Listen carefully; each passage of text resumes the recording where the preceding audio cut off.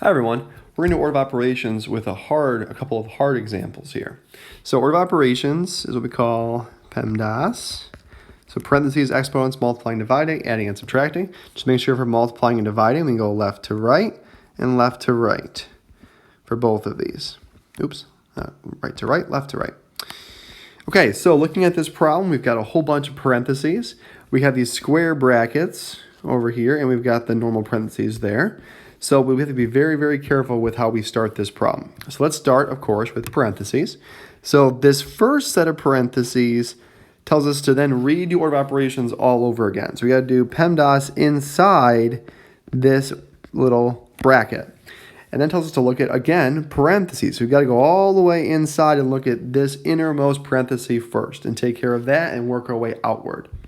So we're going to do one step at a time here. So we're going to do negative 6 plus 4, which would be negative 2 in those little parentheses there. Then I'm going to copy everything else without changing anything else to the problem.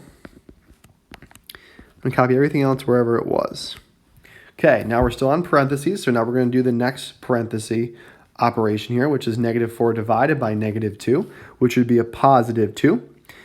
In the square brackets, which are the same thing as regular parentheses, so you can use regular ones there. It doesn't make a difference. I'm going to copy everything else down.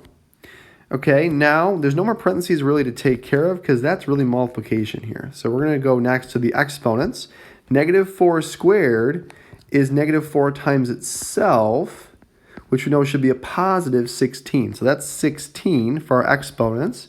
Then copy everything else down. Switch this to a positive 2 in parentheses like that. And then from here, we're going to do multiplication and division left to right. So we've got this minus 7 times 2. So minus 7 times 2. Now you could think of this as just 7 times 2 and then make it negative later. It doesn't really matter. I'm going to call it a negative 7 times 2 just because it's easier to think about.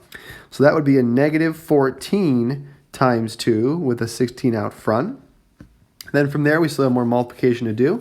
Negative 14 times 2 is negative 28 with the 16 out front. So then our final answer is just 16 minus 28, which is negative 12, because the negatives have 12 more than the positives do. That was a lot of steps, but that's how we do order of operations, slowly, step by step. Let's do one more example like that.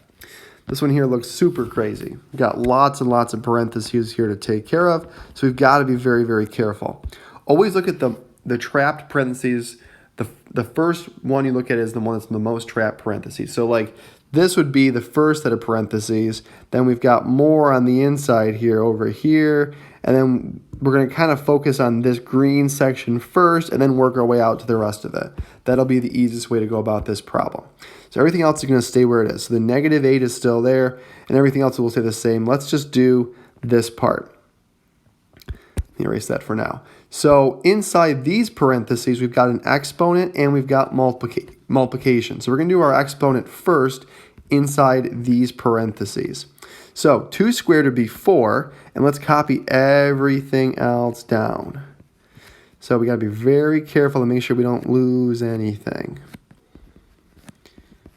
There's a lot of pieces to this.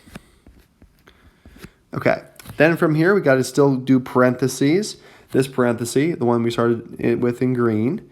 So we still have that. We got to do multiplication in there next.